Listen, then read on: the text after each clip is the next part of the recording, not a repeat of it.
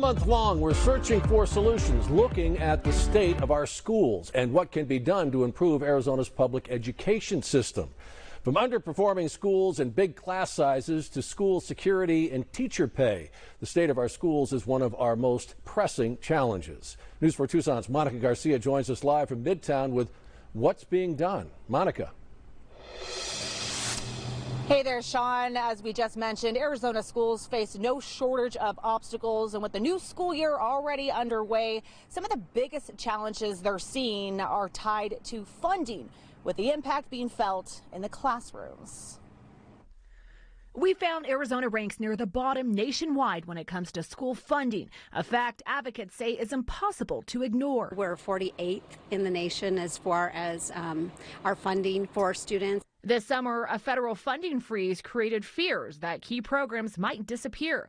But the solution came when those dollars were eventually released. The federal government hasn't said they're canceling it. They're just delaying it so they can study it, which I think is perfectly valid.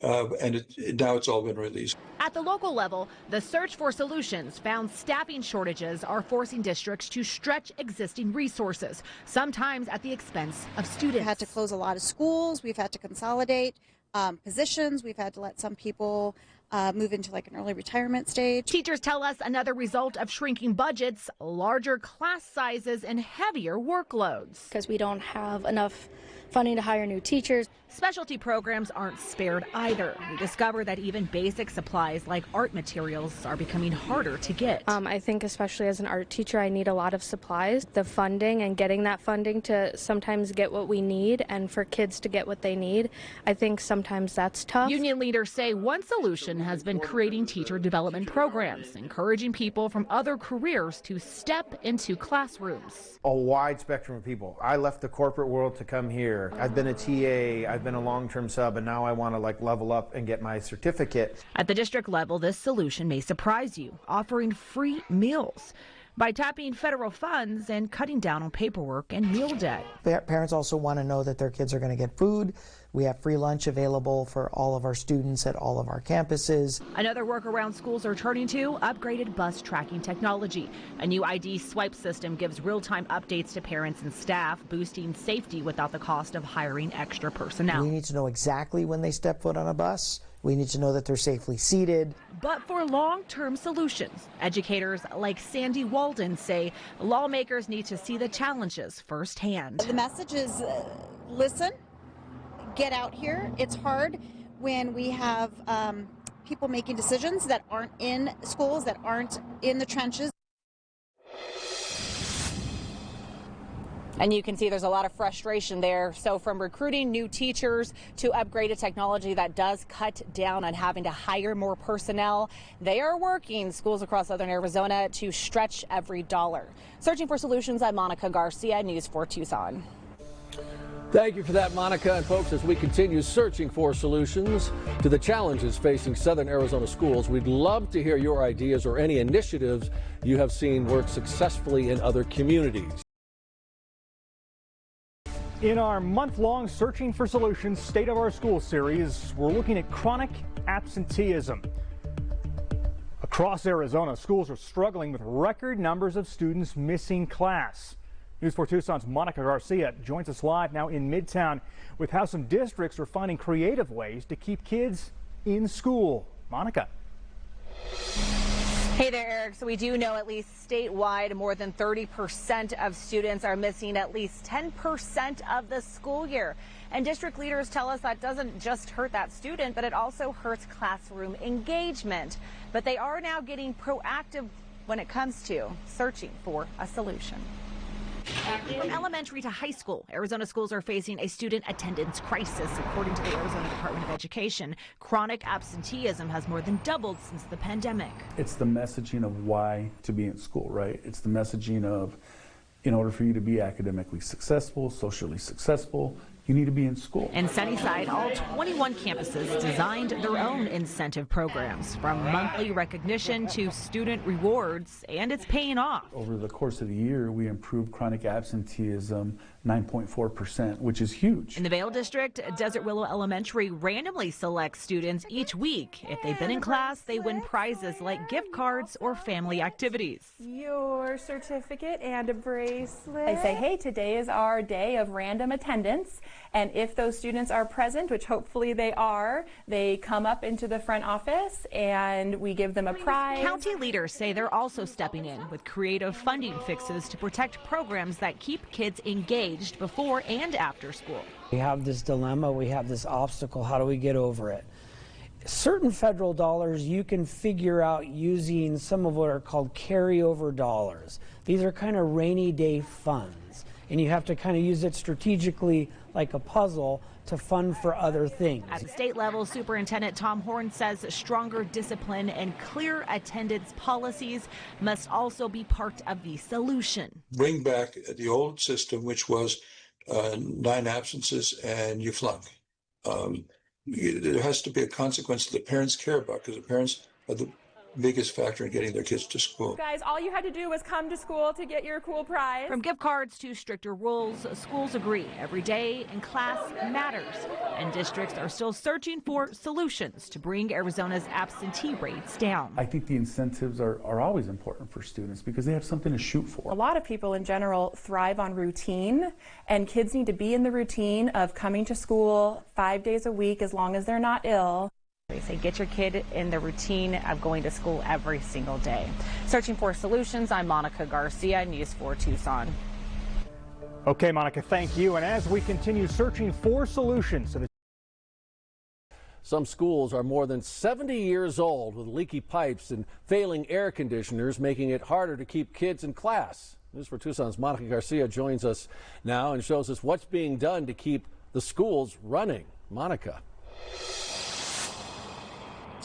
Well, hey there, Sean. So these aging schools are apparently more than just an eyesore. They're disrupting learning. But schools are searching for solutions to patch up problems now.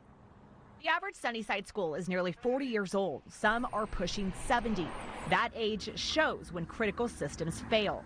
An HVAC system goes down, you can't operate school. Plumbing goes down, water main breaks go down. It causes disruptions to the school day. With major renovations still years away, schools are finding workarounds now, from patching broken systems to rerouting students into gyms or portable classrooms when repairs can't wait. And I think we've done a good job of that. You know, if you drive around our schools, we have brand new marquees, our parking lots look good, we have some paint on the building, but it's the hidden, I call it the hidden ugliness, right? What's in the walls, what's in the ceilings, on the roofs, below the ground. This November, districts like Sunnyside will ask voters to approve Proposition 416, a $120 million bond to cover repairs and upgrades. So just in mechanical issues, there's about $40-some million. We have a current school right now that it needs a $3.5 million HVAC repair. At the state level, Superintendent Tom Horn says so-called solutions teams are helping schools improve academics. One of their projects was the bottom 5% of schools, about 90-some schools. And by the time they got done, 70% of those schools were no longer in the bottom 5%. While local unions say bonds and overrides are stopgaps until the state invests more in infrastructure. It's kind of always that, how close do we have to let the wolf get to the house before we have to figure out some next steps type of thing. And for teachers, the challenges of aging buildings add to an already tough job. Not having the funding that our students truly need to be successful in the public schools. From patching broken systems now to asking voters to approve a bond for long-term repairs, Sunnyside says they are doing everything possible to keep schools safe and functional. So now that Proposition 416 comes up this November. It is a $120 million bond that Sunnyside leaders say would really help with those critical repairs. Searching for solutions, I'm Monica Garcia. Searching for solutions, looking at the state of our schools and what can be done to improve Arizona's public education system. Southern Arizona schools are facing some of their biggest challenges yet. And tonight, we focus on how schools are navigating new laws. News 4 Tucson's Monica Garcia shows us what's being done. Arizona schools are facing new mandates, from cell phone bans to looming nutrition rules, all while budgets remain tight. So how are districts adapting? We go searching for solutions. This year, new state mandates are reshaping classrooms. In April, Governor Katie Hobbs signing a law restricting cell phone use during instructional time. And lawmakers already weighing stricter nutrition rules, which could take effect next year. I think the hats that educators wear are just becoming overwhelming. That pressure is multiplied when new mandates roll out. Pima County Superintendent Dustin Williams says his office is searching for solutions as schools scramble to comply. We've gone round and around about new policies for cell phones. The big problem is there's also a culture of younger generations. They love their cell phones. So how do you work on your culture for that? It can range for educators. Be like, I see that cell phone as a tool, and that's how we're going to approach it. But I also know that, in the same breath, as soon as you turn around, they can go right back to games or something like that. For cell phone, schools are adopting clear solutions and consistent enforcement. Some use lock boxes in classrooms. Others have red light, yellow light, green light assignments. Red light assignment, this is no AI. This is 100% you. Yellow light assignment, this is going to be an assignment where you're going to use AI as a tool. What the impact of that device is for children. A new law signed in May expands funding for safety, paying for door lock, safety training, and retired officers as resource officers. Districts are stretching their dollars by using grant money as a solution for safety upgrades instead of pulling from classroom budgets. What schools do and do really, really well, they start planning for these processes early in the summer. And on nutrition, while lawmakers debate a ban on ultra-processed foods, districts say they are working on solutions now by preparing and working with vendors and planning menus ahead of time. That way, when new standards take effect, the transition won't disrupt meal programs. Trying to meet children's needs and fill a lot of roles. Our hearts break because we can't do what we want to. As you can see, Arizona schools are adjusting in real time, and teachers say the weight of all the new laws are being felt in the classrooms. Searching for solutions, I'm Monica Garcia.